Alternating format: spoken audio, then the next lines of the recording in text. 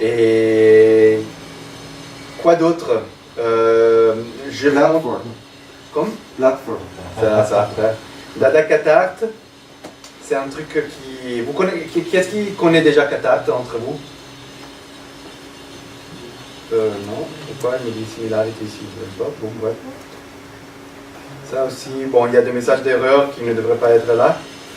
Mais Catart est une librairie pour l'audio qui fait une sorte de synthèse concaténative. Donc, il fait une segmentation de certains fichiers audio et il les dispose sur un espace bidimensionnel selon des paramètres ou des features ou des descripteurs. Et l'idée de dada.catart, c'est de faire la même chose enfin dans le domaine symbolique. Donc, prendre des partitions, pouvoir les segmenter en grains par exemple, mais même pas. L'idée est juste d'avoir un database, n'importe lequel, qui dans le cas spécifique, pour moi c'était surtout des partitions, mais ça peut être n'importe lequel, ça peut être des sons, ça peut être... Et de disposer ces sons dans l'espace et d'avoir un accès géométrique aux caractéristiques des sons. Dans ce cas par exemple, je pense que j'ai le Winterize. Attends, je fais toujours comme ça. Et du coup, est-ce que ça joue ou pas? Parce que j'ai enlevé j'ai enlevé ça, donc ça s'est enlevé, je pense. Non, ça va. Il y a des trucs bizarres avec le MIDI aujourd'hui avec moi, chez moi. Je sais pas ce qui se passe. Oh, j'arrive pas à les jouer. Comment? Ah, Pianothèque, merci. Pianothèque, sans doute, j'ai enlevé les choses.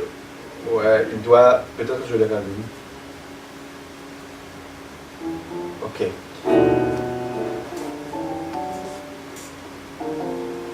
Bon, c'est un peu piano, mais... Par exemple, ici, j'ai les premiers Winterize qui sont disposés par spread sur l'axe X et centroïde sur l'axe Y. Donc la moyenne, centroïde enfin c'est symbolique, donc c'est le barycentre des auteurs, disons, et combien les auteurs sont éloignés les uns les autres dans le grain. Donc chaque grain, par exemple ici, ça sera un grain dont les auteurs sont très proches, parce que le spread il est très petit, vous voyez? Ça se voit un peu même si c'est en bas, ouais. Et ici le spread ça sera très grand. Ok, vous voyez? Et ici le centroïde ça sera très haut. Et ici, ça sera très bas. Ok? Et tout le reste, en fait, c'est une navigation. Vous avez un modèle de navigation sur ça. C'est quoi? Après, il faut que je me rappelle les touches pour faire des...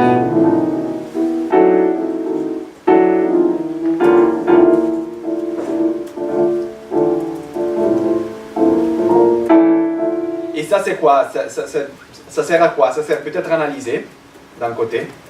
De l'autre côté, ça peut servir à générer. Par exemple, là, c'est pas un exemple super intéressant, mais par exemple ici, je prends Bach, ça. Ok. Et j'utilise une segmentation par bit.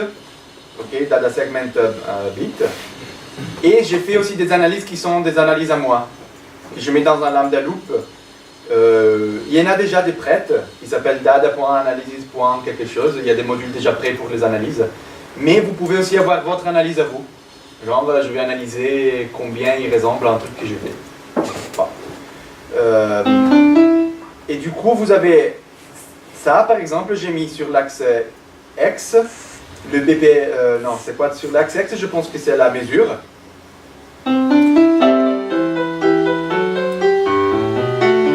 Et sur l'axe Y, je pense que c'est la face dans la mesure, par exemple. Bon. Si je fais ça, oups.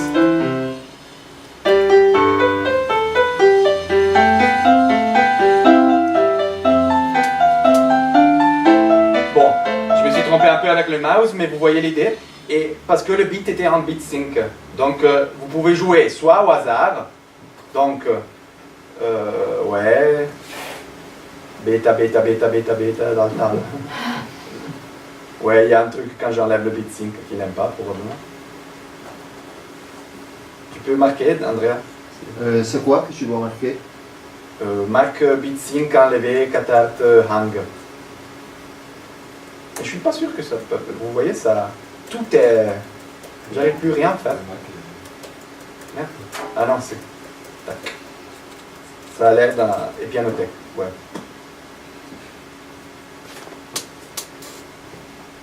Mais idéalement, vous pouvez jouer soit quand vous faites comme ça avec la souris, soit quand vous. Soit quand vous faites comme ça avec la souris, mais aligné dans le temps. Donc, il y a un bang ici. Vous voyez, il y a un bang ici qui donne le beat, qui dépend des modules. Et si j'attends, vous voyez, il joue rien. Et si je me mets ça, il joue rien tant qu'il règle le beat.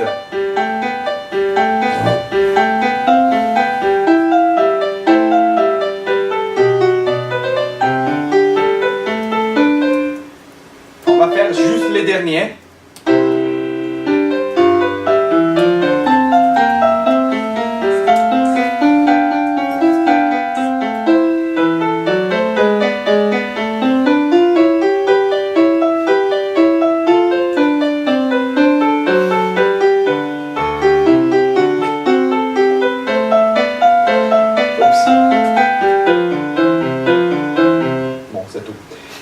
En tout cas, c'est un modèle, et pour faire ça mieux, évidemment, il y a des messages de Turtle. Pour ceux qui d'entre vous connaissent le langage Logo, vous vous rappelez de la petite tourtoise dans les années, je pense, 90. Non, 80. Personne ne connaît le langage. Toi, tu n'étais même pas encore né. Bah ouais, mais on le faisait à l'école. Ouais, moi aussi, c'est le truc pour dessiner qui tourne comme ça. Tu peux te déplacer et tourner et faire comme ça. Et enfin, ça c'est l'idée. Vous avez un petit hexagone qui représente la tourtoise. Et vous pouvez déplacer la tourtoise en delta.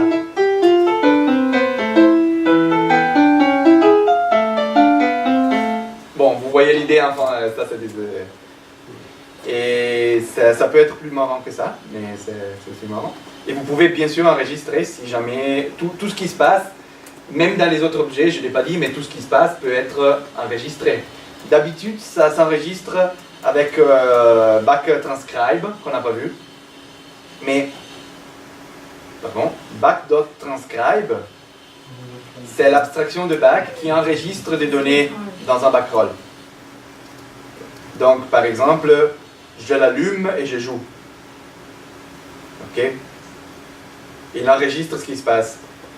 Et du coup, avec ça, vous pouvez en principe enregistrer tout ce qui se passe dans les objets Dada.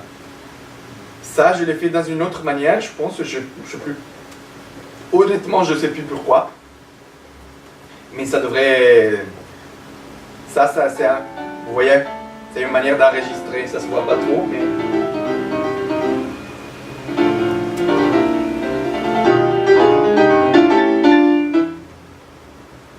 Et vous avez une autre manière aussi, un autre mode de fonctionnement, qui est représenter les mêmes choses, mais par similarité. Donc, l'idée est qu'en lieu qu'avoir deux axes x, y, vous avez des mesures de similarité ou dissimilarités, indépendant de certains descripteurs, par exemple, et vous disposez les points selon les similarités et dissimilarités par rapport à ces descripteurs. Là, c'est A, B, C, c'est un truc un peu au hasard. Mais bon, c'est... La distance dont on a parlé hier, on pourrait la mettre là-dedans. On pourrait, mais ça... On pourrait la mettre dedans, ouais. Parce que même si c'est en termes d'opération, tu vois, la distance... On pourrait la mettre dedans, mais j'avais plutôt l'intérêt à faire un autre objet. Parce qu'on pourrait aller un peu plus loin, faire des graphes, vraiment. Ouais, pour les graphes. Tu vois, il y a deux choses à faire. Exact. Il y a les graphes et peut-être... Mais si on les fait dans un autre objet, on est un peu plus libre de... Je pense de faire... Il y a les distances euclidiennes, il me semble. Les distances d'édition. D'édition, ah oui. Parce que ça... Il y a les distances relatives dans un corpus. Là, c'est ce qu'on avait dit, effectivement, il faut faire un graphe. Mais les distances par rapport à un objet, par exemple, Tu veux dire distance par rapport à... Comme c'est dans ce cas-là, par exemple. Ouais. Là, peut-être. Bah, si c'est distance par rapport à un objet, en fait, on peut la mettre sur une ligne. Ça Parce va que c'est exister. Ouais. c'est une seule coordonnée. C'est une coordonnée euclidienne, je veux dire. effectivement, ouais. Si tu as une valeur de distance par rapport à un objet spécifique, tu peux la rajouter à ton database. Après, je vais vous montrer un peu. Mais, et tu peux dire que une des distances ici, c'est ça. Ou une des axes, c'est ça. Et du coup, tu as les choses plus distantes et les moins distantes. Ce qui est compliqué dans ça, c'est faire le truc que tu disais avant, qui était... Quel graphe, ouais. Exact. On n'a pas des coordonnées des points, mais on a juste des distances parmi les points. Ça, c'est pas quelque chose pour laquelle cet objet est pensé. Cet objet est pensé pour mettre des choses sur des coordonnées cartésiennes. Donc, j'ai les centroïdes, j'ai la distance, j'ai l'espace, je sais pas quoi. Mais j'ai des valeurs absolutes qui se réfèrent à des objets. Si on n'a pas de valeurs absolutes, mais on a seulement une grille de distance parmi les objets, c'est pas vraiment l'objet meilleur. Mais Ouais, bien sûr. Ouais. on peut en faire un autre. Je pensais dans le cadre des valeurs absolues, justement. C'est-à-dire la distance d'édition où tu as deux objets et tu mesures, il faut 3 opérations pour passer de A à B. Ouais, Dans mais la sauf absolue. que si tu as 2 objets, mais tu as plus que 2 objets, tu vois ce que je veux dire. Si tu as 25 objets et tu as la distance parmi tous ces objets, ça, ce n'est plus quelque chose de euclidienne. Ouais, Tu ouais, peux là, pas c'est le mettre, clair. Ouais, là, je comprends. Là, je comprends. Il a vraiment une ensemble Ouais, de c'est vrai. distances et il faut Bien sûr. faire un modèle pour lequel la dimension collapse sur le 2D et tu Ouais. le représentes approximativement sur un plan 2D. Ouais, je comprends bien, je comprends bien. Ah, C'est toujours mais ça sera donne approximé, des évidemment. distances euclidiennes, ouais. Mais oui, mais je pense que c'est super intéressant et vraiment je pense que je vais le faire. Ouais, cool. On en parlera plus, on en a déjà un peu parlé hier. Et voilà, donc ça c'est un peu, donc ça c'est pas une carte si vous voulez de ce qui se passe dans des databases. Ça c'est un database de Scott Joplin où sur la X il y a une position de groove et sur la Y c'est le BPM. Donc je pense qu'ici c'est haute BPM, ici c'est slow BPM. Et en fait c'est un peu plus long. Et ici, c'est une c'est une position de groove qui est un peu plus bon.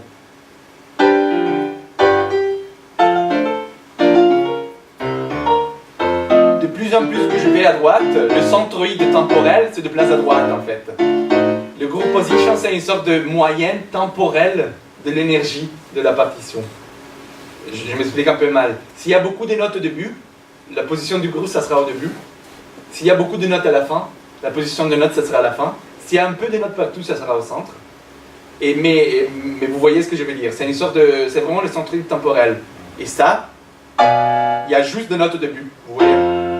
Et dès que je fais ça, il y a de plus en plus d'énergie vers la fin. Et ainsi de suite. Donc voilà. Tout ça, c'est pour dire des mesurations de ce type peuvent être n'importe lesquelles, et c'est vous qui le décidez.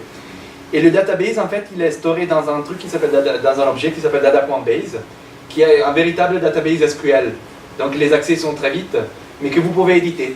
Par exemple, si je double-clique ici, ça sera un peu long, je pense. Non, ça devrait être plus que ça. Ça c'est un bac de Pretty Print. Ah, c'est-à-dire? Ah, ça peut être, le database n'est pas ça. Ah. Il y a plus de choses. Elle s'arrête à un moment donné, probablement. Super bizarre. Ouais, bon, je sais pas. Et là, il est Qu'est-ce visé. quoi dois-je faire pour reproduire? Ouvre data.kata et ouvre... bon, sinon signale-le et on le regarde après. Mais a priori, je vais prendre un autre database, peut-être plus petit, dès qu'on résoudra aussi ce problème-là. Database, si vous allez dans le help, en fait, c'est vraiment... Si quelqu'un d'entre vous connaît le SQL, en fait, SQL, c'est un standard plus ou moins d'accès à des bases de données qui est plus ou moins optimisé pour bases de données assez grandes.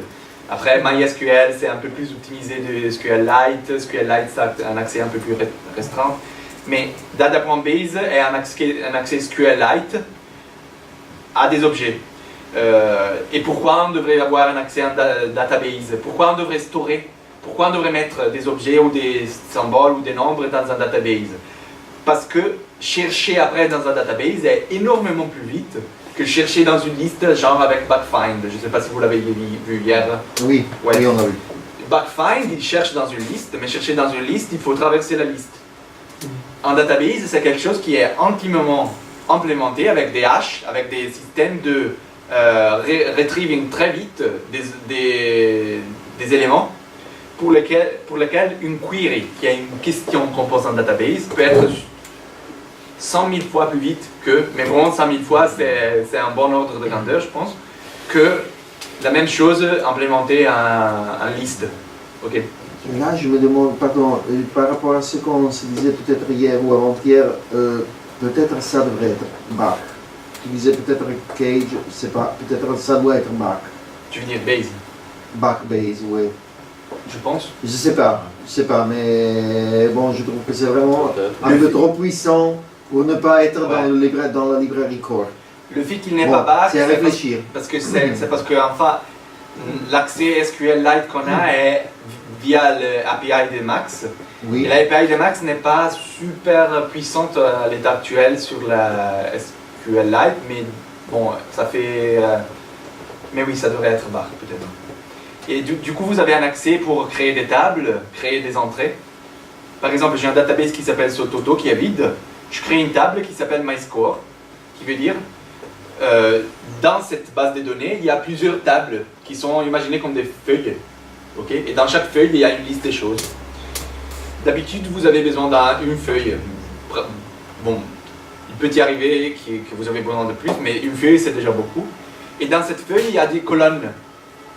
Comme s'il y avait une table qui a des colonnes. Donc là, j'appelle un truc qui s'appelle Content, Title, Page et BPM. Et chaque colonne a une type.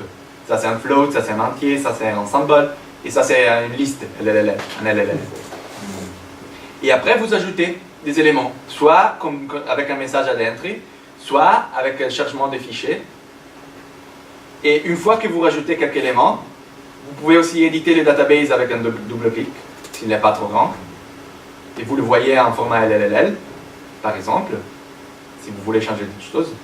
Mais une fois que vous avez ça, vous pouvez faire des queries, qui sont à dire récupérer quelque chose dans le database. Par exemple, select asterisk from MyScore veut dire prendre tout ce qui est dans MyScore.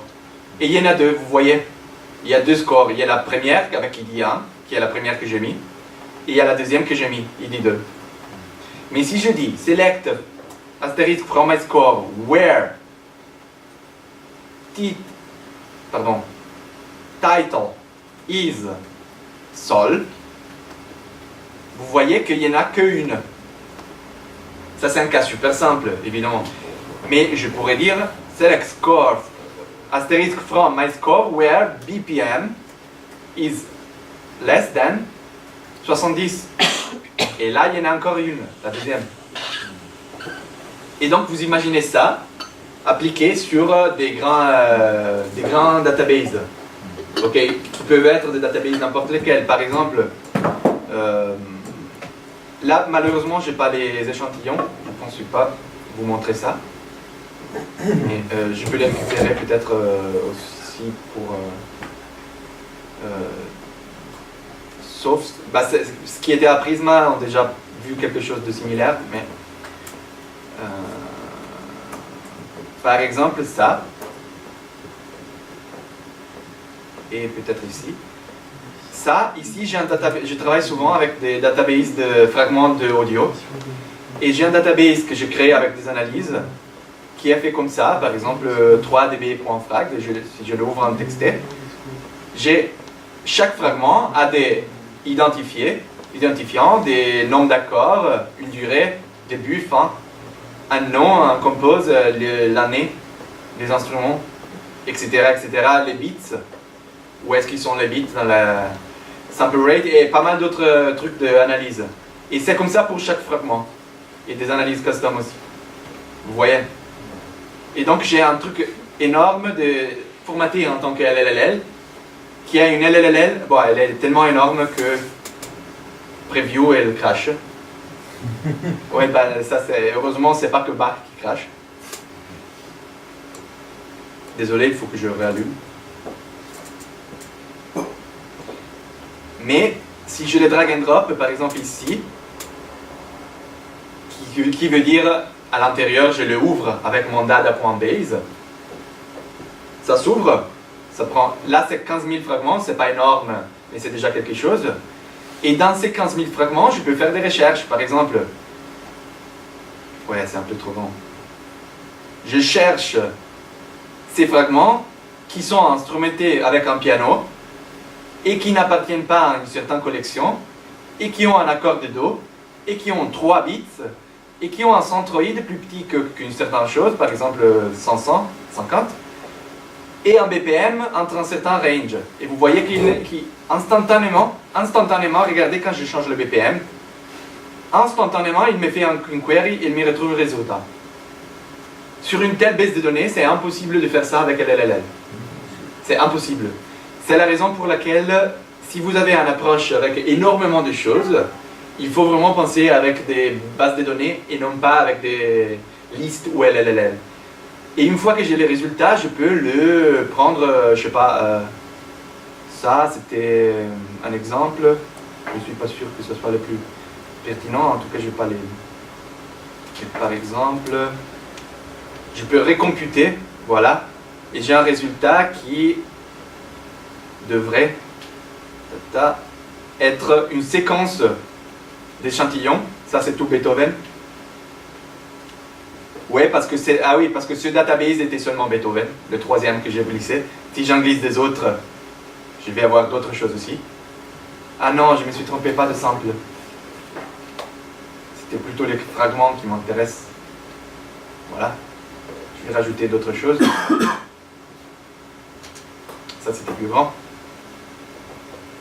Ça c'était peut-être trop grand. Non, trop grand, non. A priori, ça doit... Je suis assez confiant que database ne crache pas sur des grands formats. En tout cas, je suis arrivé à tester jusqu'à presque 1 million d'éléments et ça va. Mais après, ça dépend combien de colonnes, et après, ça dépend de votre RAM. Et ça, par exemple, j'ai fait la même recherche, j'en ai quelques-uns en plus, peut-être. Et j'espère qu'il y en a qui ne sont pas Beethoven. Voilà, il y a du Chopin à la fin. Et ben, vous voyez, chacun de ça c'est un morceau qui a toutes ses propriétés dans les slots. Ça se voit un peu mal. Ok, mais vous imaginez. Et avec ça, effectivement, vous pouvez faire un mécanisme. Ça, c'était un mécanisme de résynthèse par fragment d'autre chose, bits synchrone, par exemple. Donc, je prends les fragments et je les mets tout bits synchrone avec le même accord ou avec des cycles d'accords, des choses comme ça. Et ça, c'est fait avec data.base. À la base, effectivement, il y a data.base avec ça. Voilà, database in C major avec add table. Vous voyez que la table a beaucoup plus de colonnes que tout à l'heure, mais ça marche, c'est le même principe. Et après, on envoie une query avec le même principe. Voilà. Est-ce que c'est assez clair? Plus ou moins l'idée. Donc, database était pensé pour aller avec DataCatart, mais pas forcément. Et je ne vous ai pas montré, il y avait un DataCatart aussi dans ça. Bon, je peux vous montrer. Je vous montre l'intérêt, par exemple, de ça. Tac.